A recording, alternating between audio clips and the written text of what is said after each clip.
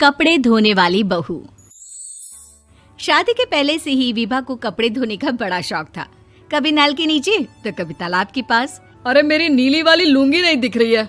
विभा की अम्मा, कहाँ रखी है लुंगी? अरे वो तो विभा ने परसों ही धोकर रखी थी आपकी अलमारी में, देखो वहीं होगी। वो ना मैंने आज धो दी, मुझे लगा कि गंदी हो गई होगी। अरे कैसे गंदी हो गई थी? उसे तो मैंने पहना भी नहीं। हे भगवान, इस लड़की के कपड़े धोने की आदत से परेशान हो गया हूँ मैं। जितना तो घर में राशन नहीं आता, उससे कहीं ज्यादा डिटर्जेंट पाउडर का खर्चा है। इसकी शादी करवा दो, शादी जाए अपने घर में ही करे काम, फिर चाहे घर के कपड़े धोने हो या पूरे गांव के।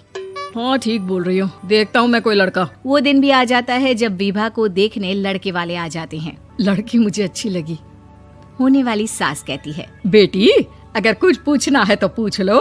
वैसे तो हमारी लड़की बहुत ही शर्मीली है, जो बोल दो वो मान लेती है, इसे क्या पूछना होगा। अरे कैसी बात कर रही हो माँ, मुझे इन लोगों के घर रहना है, सवाल तो कई है।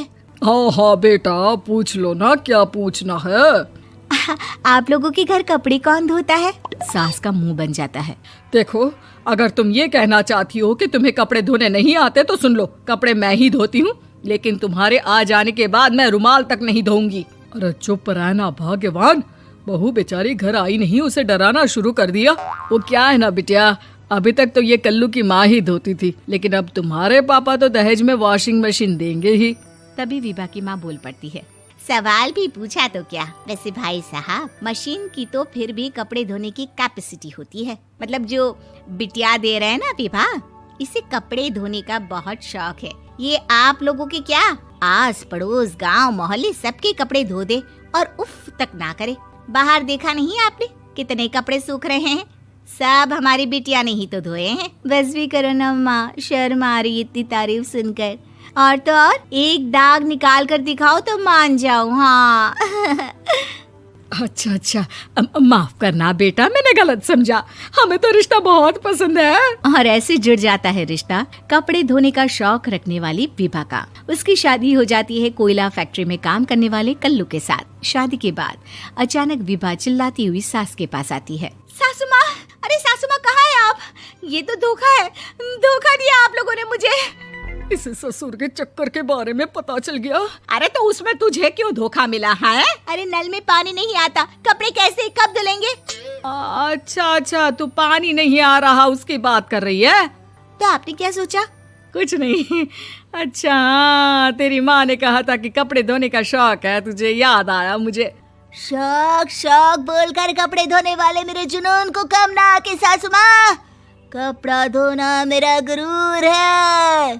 तभी पति भी वहाँ आ जाता है। अभी मैंने इसे सनी देओल की फिल्म दिखाई है, उसी के डायलॉग मार रही है माँ। अच्छा सुन, साफ बता रही हूँ, पानी सुबह 4 से 6 और शाम को 10 से 12 आता है, समझी? विभा टाइमिंग सुनकर हैरान हो जाती है। ये क्या भूतों का मोहल्ला है? सुबह 4 बजे उठकर कौन कपड़े धोता है? 4 बजे टंकी में पानी जाता है, फिर सारा दिन धोना ना, किसने मना किया? अरे कैसी बात कर रही हैं? 200 लीटर की टंकी में कितने कपड़े धो लूंगी मैं, सुबह ही उठ जाऊंगी मैं। अब क्या था, विभा सुबह 4 से लेकर रात के 12 बजे तक कपड़े ही धोती रहती। एक रोज सास पड़ोस से निकलकर कहीं जा रही होती है कि साथ वाली कहती है, हाँ कल्लू की माँ, जरा ये बताओ कि 2 साड़ी है, 2 ब्लाउज और एक पेटीकोट और एक नाड़े वाला लंबा कच्छा। हाँ तो? अरे तो क्या, कितना लोगी धुलाई ये बताओ। धोबन दिख रहे हैं हम क्या? हमारे पति सरकारी नौकरी से अभी रिटायर हुए हैं और बेटा सुपरवाइजर है कोयला फैक्ट्री में। धोबन समझ रखा है हमें।